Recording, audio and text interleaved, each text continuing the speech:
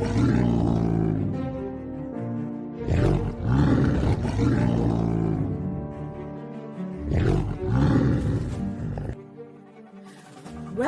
to Out of My Mouth, the program where raw thoughts meet unfiltered conversations. Join us as we dive into the depths of human experience, where we share stories, perspectives, and insights that just might challenge the status quo. Get ready to laugh, cry, and ponder the world around you like never before. This is Out of My Mouth.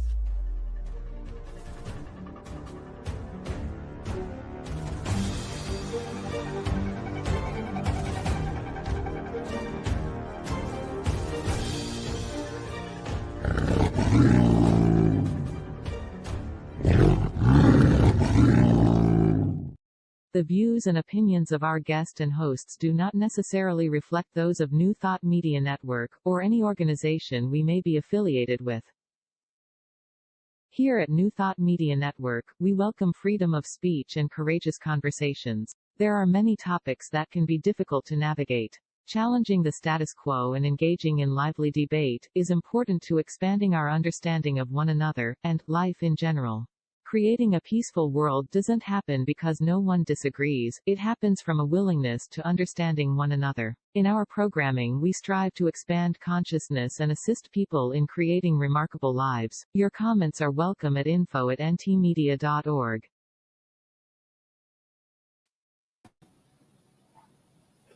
Good afternoon and welcome to Out of My Mouth. I'm Barbara Jean. I'm Marg. And I'm Cheryl. And we are so excited to have you here today. And I believe Marg will give us our land acknowledgement. I'm happy to, Barbara. Thank you. I'll just take a moment to breathe into this time and recognize where we are. In the spirit of reconciliation and peace, we are grateful for the opportunity to meet on these sacred lands. We thank the generations of people who have taken care of this land for thousands of years. We recognize our oneness. We realize our history. We choose to create a new reality. We are one.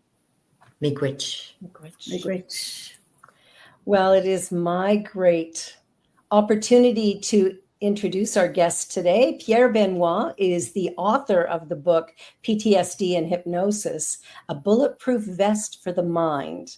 He specializes in and is certified in medical hypnoanalysis and medical hypnotherapy, certified in advanced hypnotherapy, certified as an NLP master practitioner. He's certified in eye movement integration therapy and certified in impact therapy. Oh my goodness, he's gone to school for 100 years. He is an international speaker and my good friend. Welcome, Pierre Benoit. Hello there. Hi. Thanks for having me. Oh, we're so happy to have you. The world has changed quite a lot, and anxiety seems to be a lot higher than I've ever noticed it before.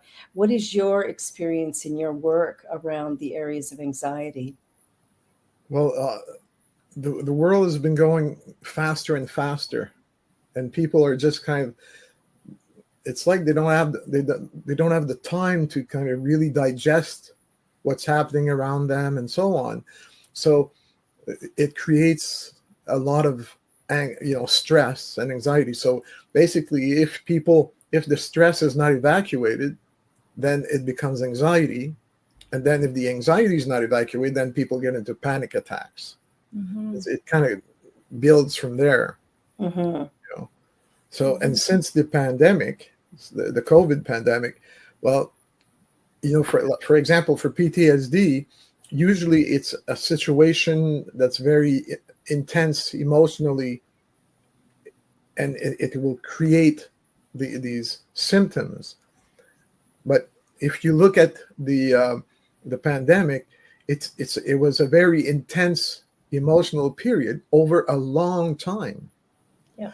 And now that we're kind of over it a bit, it's like, well, it's not as prevalent as it used to be.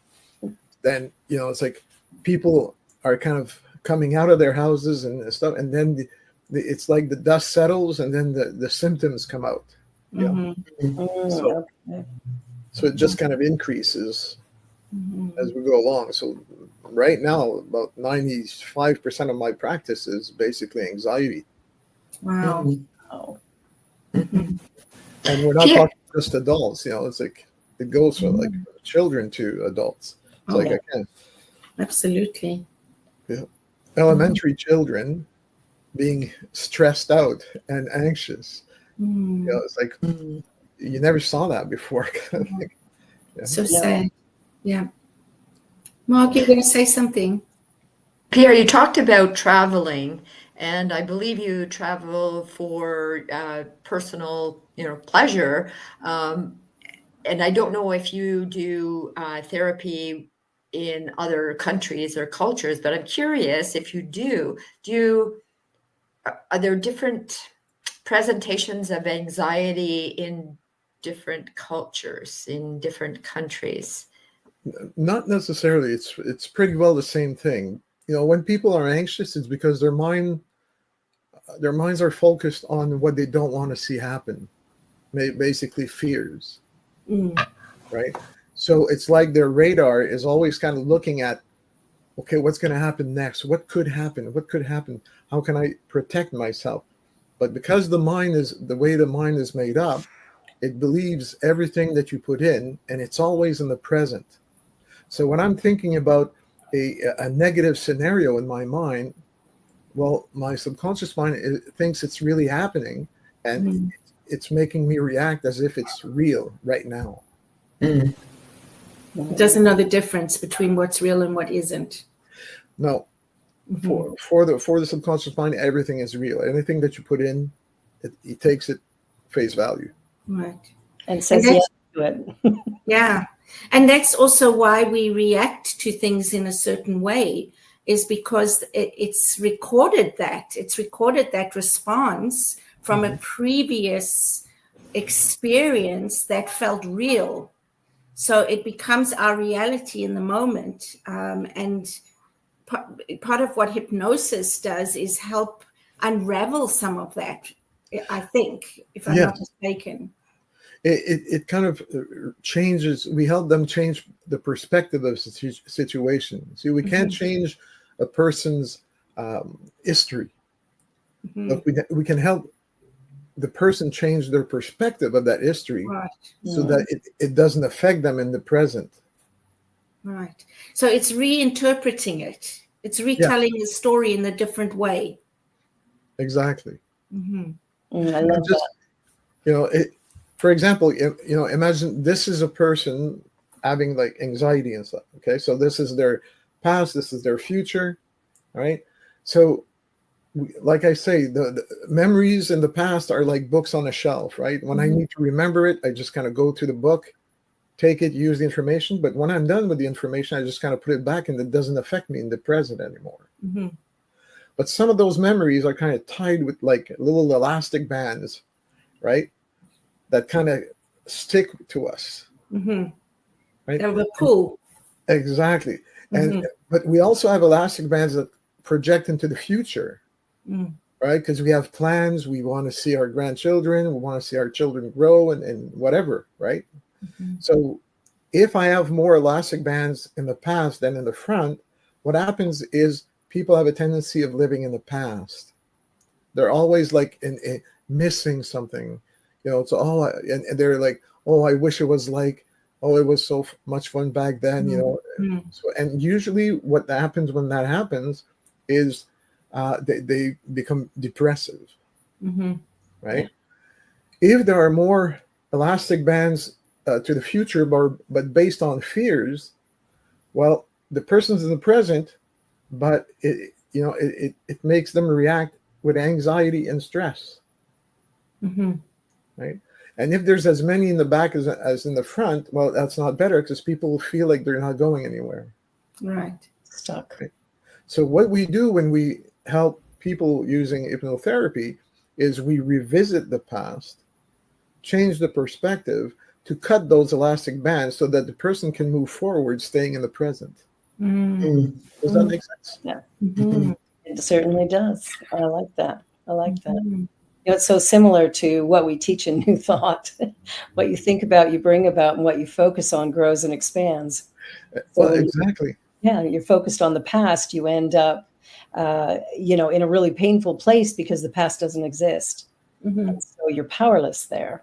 Mm-hmm. So I love this. I love this conversation because I think there's a lot of people who are struggling with loneliness, which also leads to anxiety. And COVID really kind of threw the world under a bus. Mm-hmm. We tried to figure out what to do and how to do it. Mm-hmm. Well, just to give you an example, when you're in public and somebody coughs, what do? Right away you check, right? You never used to do that before, people are just cough, but nowadays people just kind of check, are they close to me, or Are they wearing a mask? Or I was Yeah. flying from Kenya back here to Toronto, and my seat got moved, and so I'm sitting beside a young gentleman. There's a seat between us, but don't I get that dry cough? And I start coughing, and I can't stop for a long time. And we're just getting ready to go, so I can't order water or anything like that. He's sitting beside me, and he's got his turtleneck pulled up. Yeah.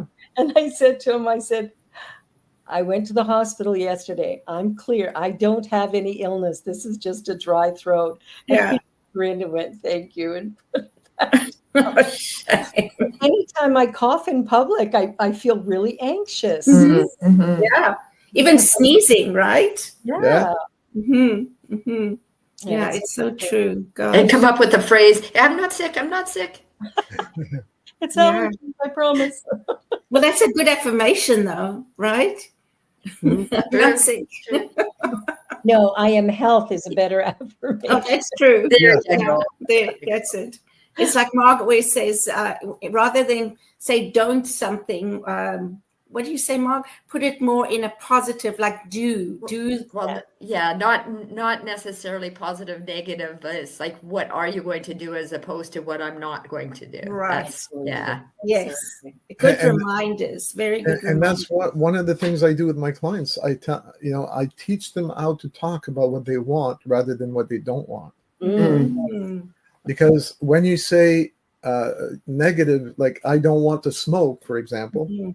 well, the mind does not understand negatives. Mhm. So what it understands is I want to smoke. Right. So the words that we use are very important because they will provide, create a state. Mhm.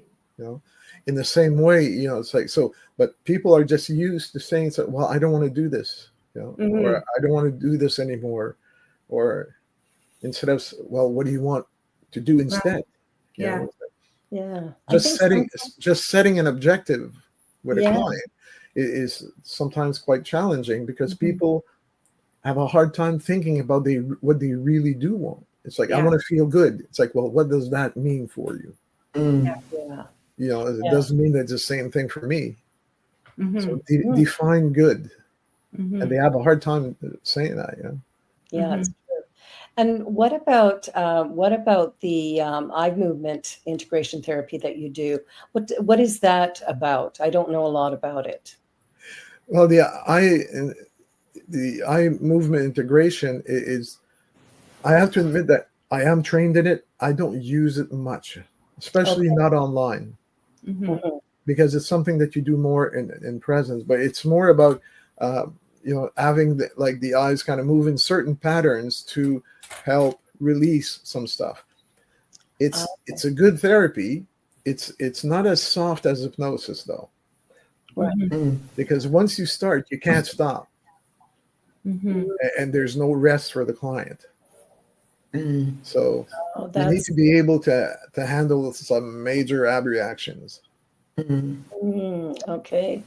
So the Interesting. hypnotherapy actually would probably produce the same results in the end, just take a little bit longer.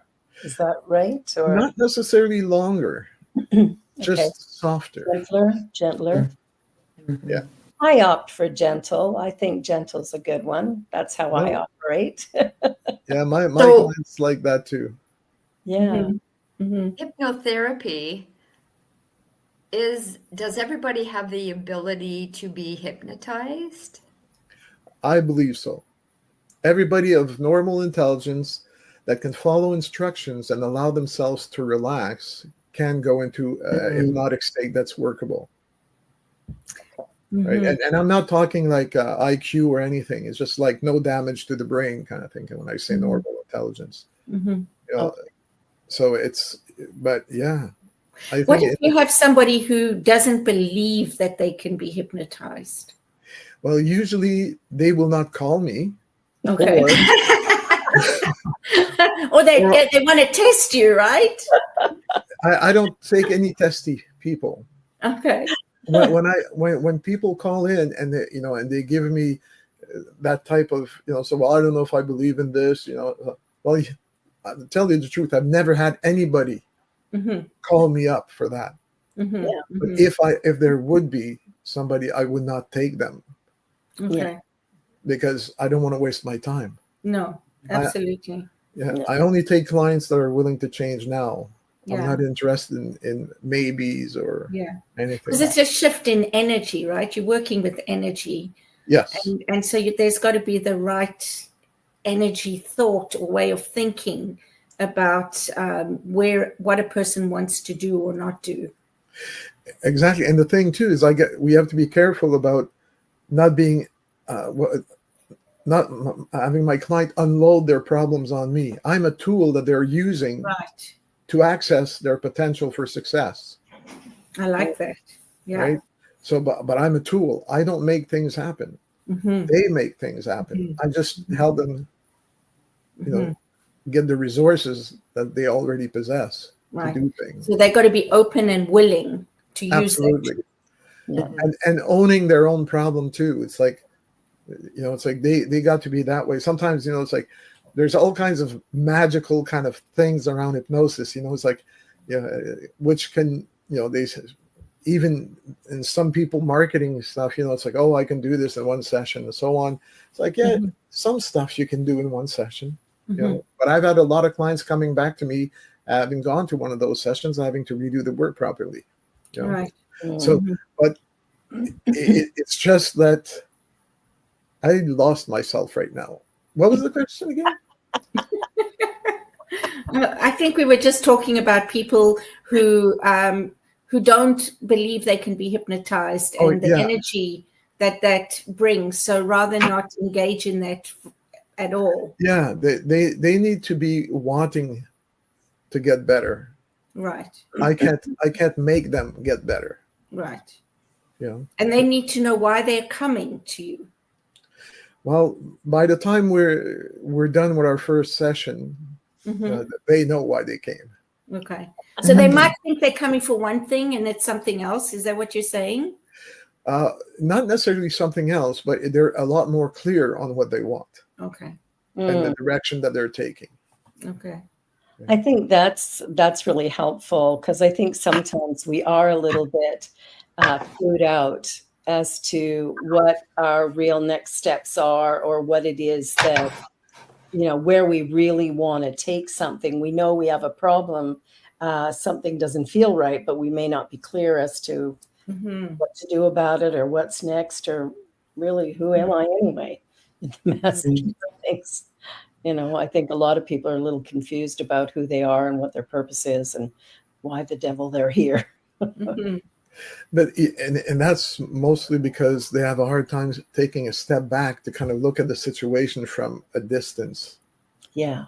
Because when they do that, they can kind of notice that if they do a little kind of effort over here, it'll have like a domino effect on the situation. They might have another little effort over here. But when they're stuck in the situation, it's like they can't see the whole situation. Right. So they have a feeling that they're extinguishing fires all the time. You know? Yeah. And something you mentioned earlier is how fast things are moving right now. So it's also slowing down and taking the time, taking a moment to even recognize where I'm at and who I am in this moment, because I don't think we do that enough. Any time for reflection or just self-care. It's just go, go, go, go. Yeah, it's performance based. You know, it's like, let's move ahead, move ahead, move ahead. What's next? What's next? And, and like I say, I tell people, you know, coming in for like a magic wand of a one session thing, I goes, listen, you know, you've put 40 years at being who you are today. Give yourself some time to make the changes. You know? Because it does take time to shift your perspective. We have such strongly held beliefs about things that trying to change those sometimes a bit difficult. Again, you know, it depends. You know, most of the work with my clients that I do is done within between 6 to 10 sessions, which is quite different than you know, going to a psychologist or psychiatrist For your lifetime. Yeah. So what brought you to hypnosis? Did something happen for you that you went, yes, hypnosis is where I want to go? Or what was your... I kind of tripped and fell into it. Okay. Well, like I mentioned before, you know, it's like I've been a child and family counselor for like 22, 25 years. But as I was always taking courses to get better and so on. And then I got into NLP classes, and that's through NLP, I met hypnosis. And then I said, oh, God, I really like this stuff, you know? So I decided to focus on hypnosis and get specialized in that. So that's kind of it's been kind of the same. I've had the same objective since I've started, you know, it's like being a counselor. Just helping out people. The difference now is because clients that come to see me are actually happy to see me compared to when I was a child care counselor. It was more of a captive audience. Yeah, that's tough. That's tough. So NLP stands for neuro-linguistic programming. Okay. And have you been hypnotized? Absolutely. I just love it. Every time I go for training, you know, it's like when I go to conferences, I ask you, you know, it's like I present, but I don't present the whole weekend. So the rest of the time I go to other hypnotherapists that are teaching stuff and so on. And I have this kind of thing. As soon as they ask for a volunteer, my hand just kind of just goes up. I really like going there. Must be a Sag. Oh, I you know, it's a very nice, comfortable state. Yeah. I think as Sagittarians, there's I don't know, there's a thing about just jumping in. Yeah, you know, it's like, well, I figured if it doesn't work on me, I'm not going to use it on somebody else. There you go. There you go. So how do you know it worked? It's when you go for example, if I volunteer myself or something, they're volunteering, they're kind of demonstrating a technique, right? So whatever they'll do is, I remember I was sitting on a chair. They had my leg, they moved my leg up, but my leg stayed up. You know, it wouldn't come back down. You know, it's like, so there's some stuff like that. But usually when you go to hypnotherapy, it's more internal changes. Right. I work with feelings, right? And the way I work is through ideomotor responses. So basically, I'm going to ask you, you know, either to nod yes or shake or your head no, and that's it. I don't need content. I just get, you know, it's like a bit of the story initially to kind of set the goal and so on. But once we start working, whatever happens within the person, they tell me at the end if they choose to. Yeah. but it's like, but I'll say, it's like, where did you feel that? It's like, how does it feel now? They say, well, it's not there anymore. I go, good. And then in their lives between sessions, well, they see that there's changes in their ways that they're handling different situations or whatever. Yeah, that's probably the biggest result right there is Yeah. how we deal with difficulties or whatever after the fact. Awesome. Well, we're at about the halfway mark. Cheryl, did you have something you wanted to? No, I was just, we can talk about it afterwards, but I was also just looking at like, what is it? Hypnobirthing.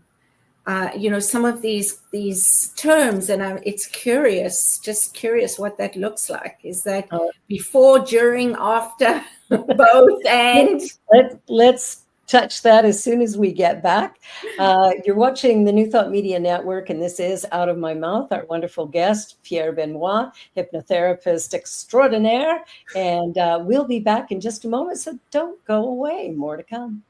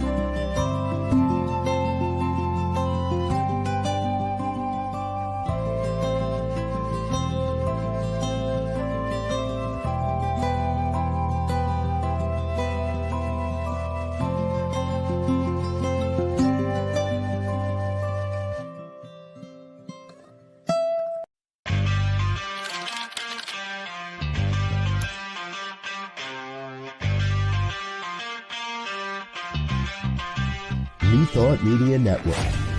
We are a global broadcast network of positive music, media, and entertainment, inspiring humanity's evolution along the journey of enlightenment and creating a world of love, peace, empowerment, and prosperity for all. New Thought Media Network. Positively inspiring.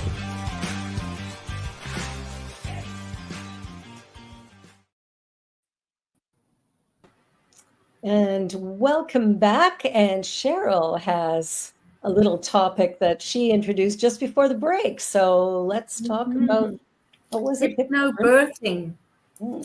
Yes. There's different programs out there. I was trained by a doctor who's like, delivers babies, and she studied hypnosis, and she created a program for her patients and so on, and she marketed it. And so I took the training with her, and what it is we basically help people, or we train them to kind of relax and so on. We provide them like anesthesia methods and so on so we reduce any type of medication that they get when it's like delivering the baby. We help them relax. And usually the pain is hardly anything. Mm-hmm. And even the delivery goes faster. So, wow. But I don't go into the delivery room with them. Okay. So it's just like my job is to kind of, I teach them. It's a 4-session type of program where hypnotize them and do the thing, what needs to be done. And they have like a workbook and so on. And they get, each session, they get a specific CD to listen to. And then after that, they have the whole program for themselves and they keep on going for themselves. But we usually start around the 32nd, 34th week. Okay. So it's preparation. Yes. It's preparing them, and they're building basically their mental muscle to I suppose to steer the body in the right direction, right? well, it's not just mental. It's actually also physical because Okay. they, through the mental, they will affect The physical. The physical. Yeah. So. Yeah. That's very true. Yeah. That probably would work with surgeries as well. Yes. Okay, well, we'll have to talk about that because I've got one coming up. So we'll talk more. I'll have to book a session too. Yeah, I love that idea because I think whenever there's something like that, you know, especially first child, although after you've had the first, you might be terrified to have the second. Hard to say, depends. We forget though, because we do have seconds, so we must forget. There must be Otherwise, I don't think I would have had a second. I don't know. My first two were really bad. My third was a piece of cake. The fourth one was cesarean, so that was easy too. But yeah, it's like there's anxiety going in, especially for that first child. Well, yeah, because they don't know what's going to happen and so on, right? Yeah. Not that I know. I've never had like a child myself, but I've lived with somebody who's had a child of mine. So the sore hand from it being squeezed or whatever. Yeah. Or the yelling. But yeah, so sometimes people have a first child and it was like a very traumatic experience. And I've had clients where, as I say, well, it's like what I'm interested in is being able to kind of go through it, not feeling this way because I've had this memory. So we need to kind of reframe. Yeah, that's also true. That makes sense. Yeah. So that makes sense for surgeries as well. That, there's always a bit of anxiety as we prepare for a major surgery, and being able to find a way to relax. For me, the worst part is the MRI prior to the surgery. I can't lay in an MRI, so I might have to talk to you about that as well. Find a technique so I can get my MRI whenever it's booked. But I think there's a lot of uses that people could help themselves with, but also I suppose things like quitting smoking or losing weight or things like that are all things that hypnosis could help. Yeah, people, some people can make a full career just with weight management and quit smoking. But that's not my main. Like, I guess you attract what you want. So I'm more of on a clinical type of basis, but I do get clients for weight management, but it represents maybe at the most 1% of my clientele. Right. Have you been invited into workplaces, or we were talking about giving birth and surgeries into workplaces that are in a clinical setting to help their... No, not at this time. I've been invited by associations to kind of give talks, or even kind of like with the Fibromyalgia Association near it's like in the West Island, Montreal. They've invited me for 8 different sessions, and I would deal with one type of topic, and I would bring them as a group hypnosis session. So, how does that work to do a group session like that? How does that? Basically, people just kind of sit there, close their eyes, and listen to me. And and because they have the same experience, I guess.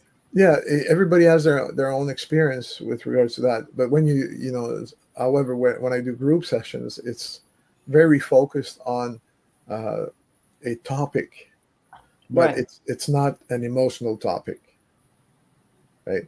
Because you don't want people, you know, kind of freaking out while you're, because you don't have time to kind of go around and take care of the people that kind of have these big ab reactions. So I wouldn't do any type of regression work or forgiveness therapy, you know.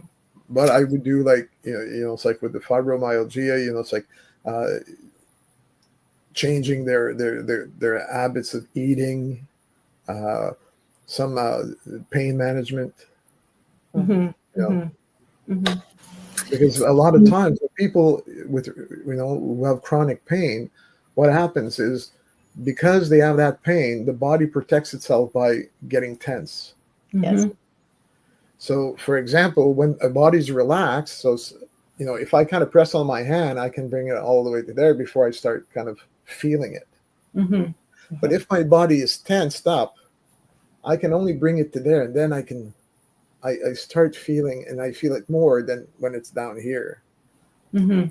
So there's two types of pain, right? There's the true pain, which is like the hurt, the physiological hurt, and the other pain is the perceived pain, where the mind's, you know, so I said, oh, I got to go through my day feeling this way, and right away you start creating tension.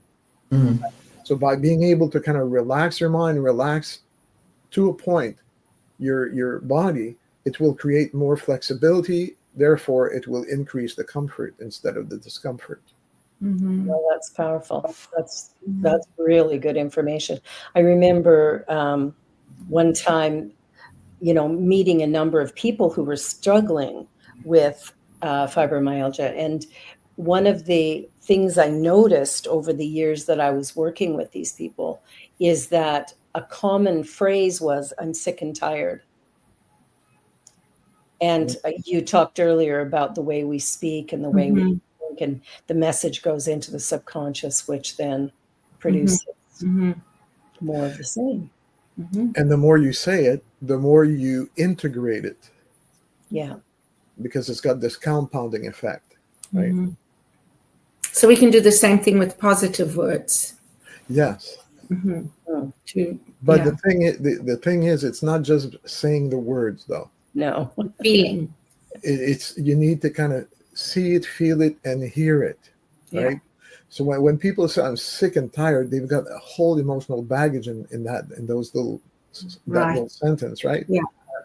But if I'm saying, oh, I'm healthy as heck, you know, it's like, and I don't believe it, and I don't, you know, sometimes they say, you know, it's like fake it till you make it. Yeah.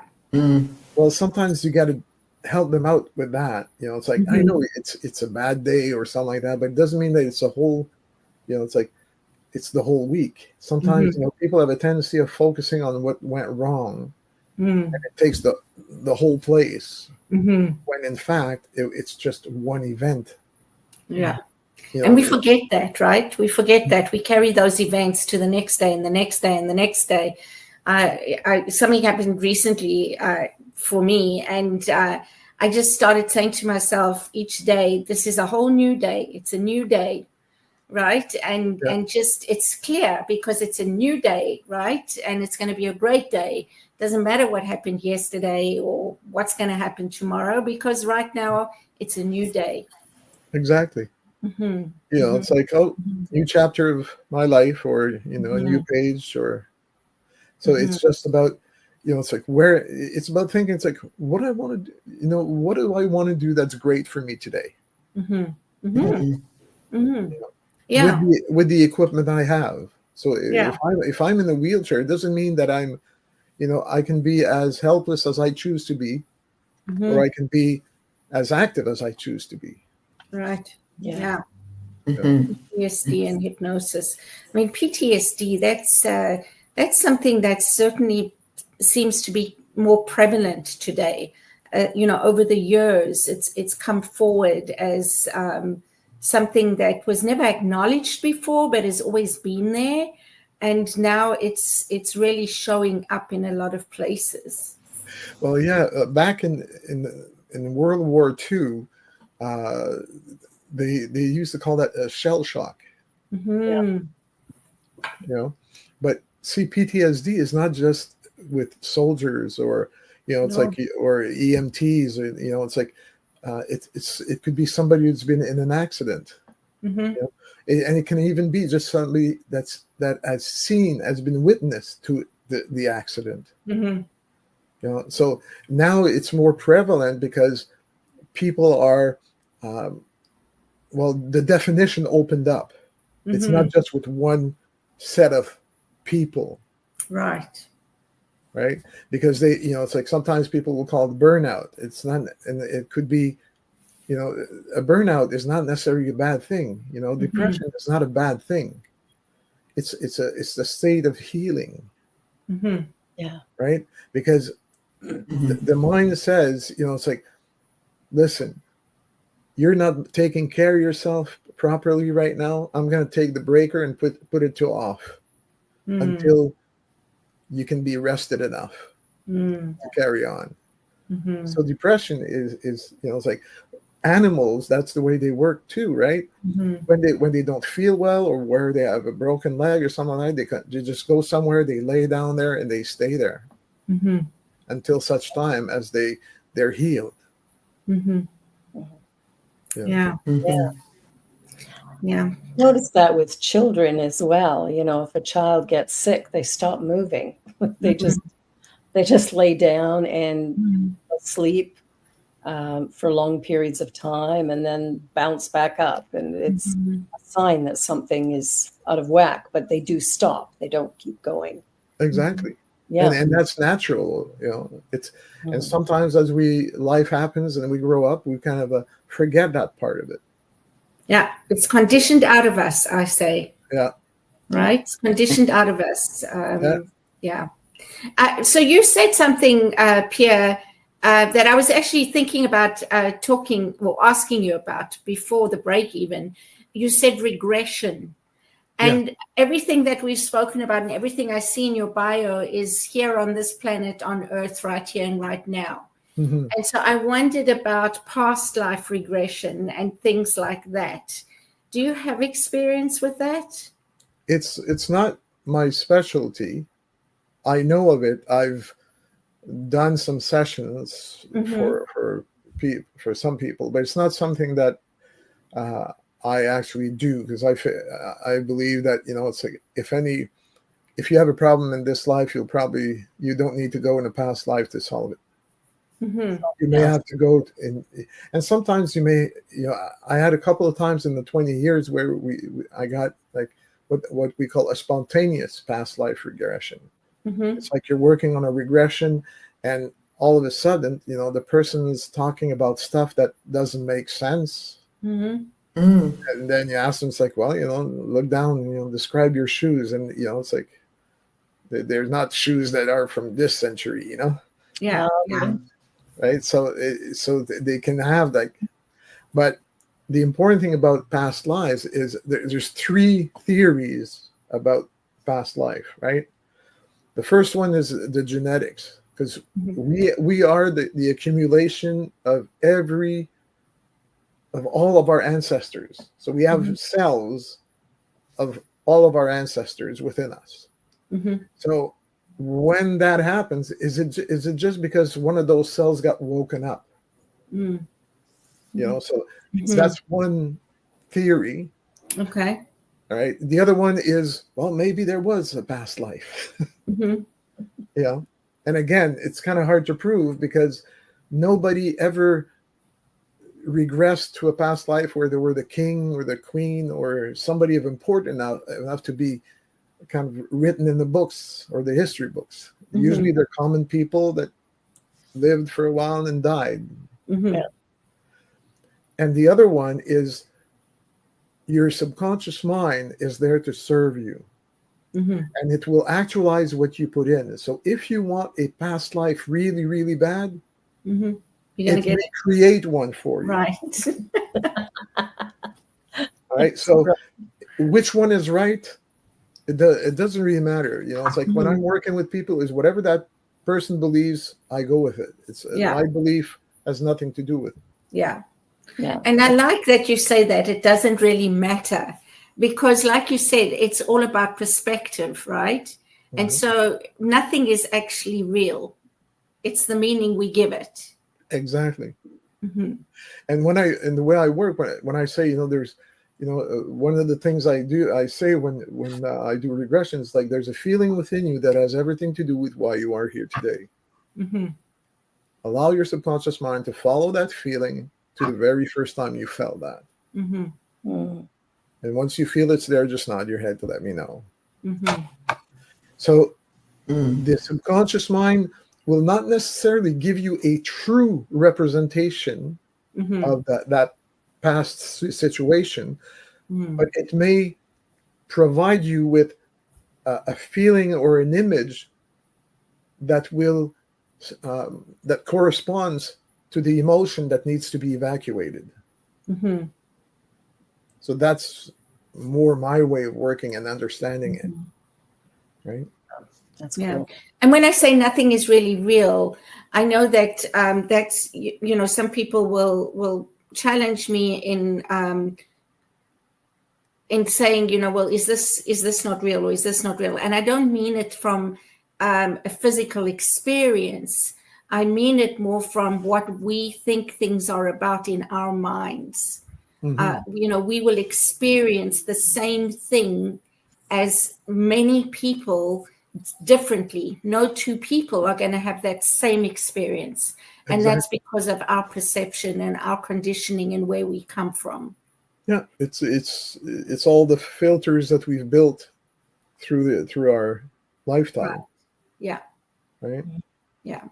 So even our fears, even our fears, for example, can be real to us in that moment, but really fabricated because somebody else might not experience it the same way. Absolutely. Yeah. So somebody can be afraid of spiders and have like a major phobia out of it. Right. And me, I don't like spiders, but I'm not going to freak out. Right. So we see the same spider. Yeah. But we just have a different history. Reaction. Yeah. History, which makes us react. Yeah. Yeah. And those I know your Go ahead, Mark. I know your practice is confidential, but do you have a story that you would like to share, something the most profound experience you had doing this therapy? Oh, I've got a whole bunch of them. I like it when there's this lady that comes up to me, and she had been in psychotherapy for like 8 years. She had been abused physically and emotionally and sexually. And when she called me up, she said that, or when we met, she said, I know everything about the situation. I know I'm not responsible. I know everything. He goes, my problem is when I look in the mirror, I don't like the person that I see. Right. So I think we did 4 or 5 sessions. Yeah, 5 sessions. And it was done. And then she kind of wrote back to me saying that, thank you for your non-intrusive therapy, because I didn't ask her to kind of tell me what had happened. So I don't need that. Yeah. I take my client where they are and to where they want to go. Right. So, and she said, it's like, now when I look in the mirror, I like the person that I see. I enjoy that person. That was cool.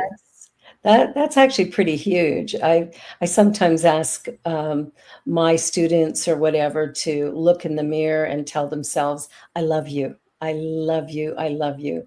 And there's some who will stand in front of the mirror and bawl their eyes out and cannot say the words, which to me is sort of heartbreaking that, that they're in that place where they can't get there. So we back it up a little bit so they can find a way to move into that position. But you would be very helpful for that.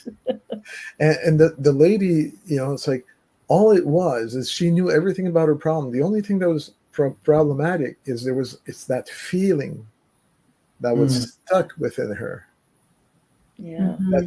That she couldn't name, that she couldn't. And by going through the process of hypnoanalysis, what we did is we just released it. Nice. I love that. So we've got time for one more. If you've got one more good example. Oh, children. It's like bedwetting. Yes, yeah, that's. I had this young guy. He was, I think, young guy. He was 12 and 13. Getting to be an adolescent, and he was having a hard time.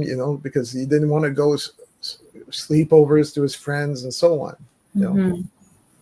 So I just kind of helped him out, and I just was like, okay, let's do this. And what I got him to do is I took a blank sheet of paper and I divided it into 4 squares. And I said, okay, draw your superhero in the first square. In the second square, draw your problem. In the third square, draw your superhero dealing with the problem. And in the fourth square, draw yourself without the problem. And then I got him to kind of tell me the story. So it was like it's like a comic book thing, Yeah. So he was telling me the story, and I was using his words and writing it in. Then I got him into hypnosis, and I got him to go through the story, and I told him the story in hypnosis. And that took 1 session only. Wow. Amazing. Bedwetting can be just a huge problem that really traumatizes children. Yes. Yeah. Yeah. And parents. And parents. Where were you when I was little? Yeah. And, the parents will sometimes get mad at the kids and things like that. And when they get mad, they stress the kid out, and the kid pays even more. Yeah, it makes it worse for sure. Wow. And what about I just lost my train of thought. I relate to that. I just have to go back to the parent of so I was a bedwetter when I was young, and my dad actually, he didn't get mad. He said, Margie, when you go to sleep, this is what I want you to say to yourself. So it was repeating, don't, I will not wet the bed tonight. And just wanted to kudos my dad on that. Having a more positive approach and rather than, it probably would have been more helpful. I wake up dry and relieved. I wouldn't take the word relieved in there because you never know. I was thinking the same thing. Relieving again. But I have a comfortable, dry night. Yeah, that's good. Yeah, I love that. Yeah. But he had the foresight actually to not shame you about it, right? And not blame you, which is so beautiful. Yeah, that's beautiful. You had a good dad. I did. You did. Now we're coming up to our last, 6 minutes here. And so I just want to, go around the room and, see who's where and what. And so Pierre, starting with you, what do you think is the most important thing for people to take away from this conversation after today? I think it's, you've got the power, use it, in a positive way, like focus on what you want. And use your potential to reach it. Beautiful. I like that a lot. Marg, what about you? What are you taking away from today, or what do you want people to take away? Just validating and reinforcing the statements of what I'm going towards as opposed to what I don't want. I know I say it to other people. I don't always practice it myself. Mm-hmm. And thanks for coming. Yeah, that's sometimes the challenge, isn't it? We get information, we forget to put it in practice. Mm-hmm. Yeah. And Cheryl, what about you? Yeah, I think, recognizing that the subconscious mind doesn't know the difference between what's real and what's not real.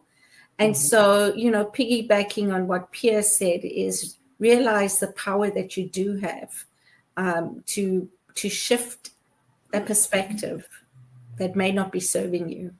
Yeah, because everything is perspective, right? Mm-hmm. Mm-hmm. Yeah, changing that makes all the difference in the world for sure. Mm-hmm.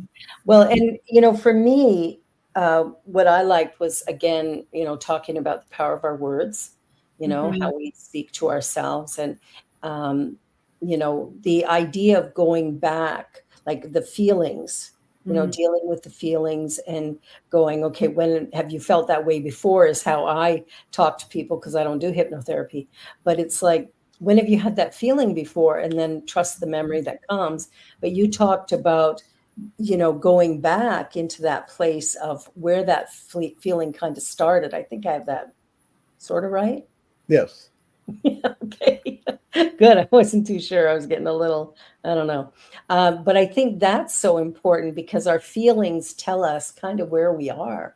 It's a great little meter for what we need. And you talked earlier in the show about responsibility, that we have to take responsibility, and taking responsibility for what we feel is the first step. But that's kind of hard for some people.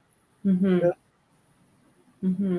So much easier to go, it's your fault. Mm-hmm. You did it to me. It was COVID. COVID did it to me. It's got nothing to do with it. It's a lot easier to put the blame somewhere else than keeping it. But just to give you an image with regards to what the conscious mind and the subconscious mind can represent, imagine that the subconscious mind is like a boat, right? And it's got all the parts for the boat to go somewhere. And the conscious mind is like the captain, because the subconscious mind needs direction. Yeah. Right? So a boat without a captain goes nowhere. Mm-hmm. Right? And a captain without a boat is not a captain. Mm-hmm. So they both need each other in order to exist and to move. But the conscious mind will provide the direction needed for the boat to go towards. Right. Mm-hmm. Right. Wow. Yeah, it's a powerful visual. It really is, actually. Yeah. And if you're unclear of where you're headed, it's kind of like a ship without a rudder, as well as Exactly. Yeah. I'm stuck right here where I am. Well, this has been really, really great, Pierre. Thank you so much for agreeing to be on the show. And Marg and Cheryl, thank you for always great conversation that we have as we go through this. And I'm really hoping that people will take this show and maybe share it with friends and family, so they can get also a better understanding, but also your website, so they can, and Pierre speaks English. So when you phone or, go to his website, if it's all in, I don't think it's all in French, is it? Well, it's got French and English. French and English, good. I know your message is both in French and English. So when you hear that French, don't worry about it. English is coming, and so you can go from there. Pierre, thank you so much. This was really informative and wonderful, and I'm looking forward to having you on my other show. And for all of those who watch either now or later, I hope you take something away that really makes a difference in your life. And be sure to like, share, and subscribe. And join us again next week when we'll continue to have wonderful conversations that challenge the status quo. Bye for now. You're listening to the New Thought Media Network. Bye. Bye. On behalf of everyone at New Thought Media Network, thank you for being a member of our virtual family. Your financial contributions help share the New Thought message with people from around the world. Please visit and contribute at www.ntmedia.org/donate. New Thought Media Network. Come be you. And please like, share, and subscribe. Until next time, peace and blessings.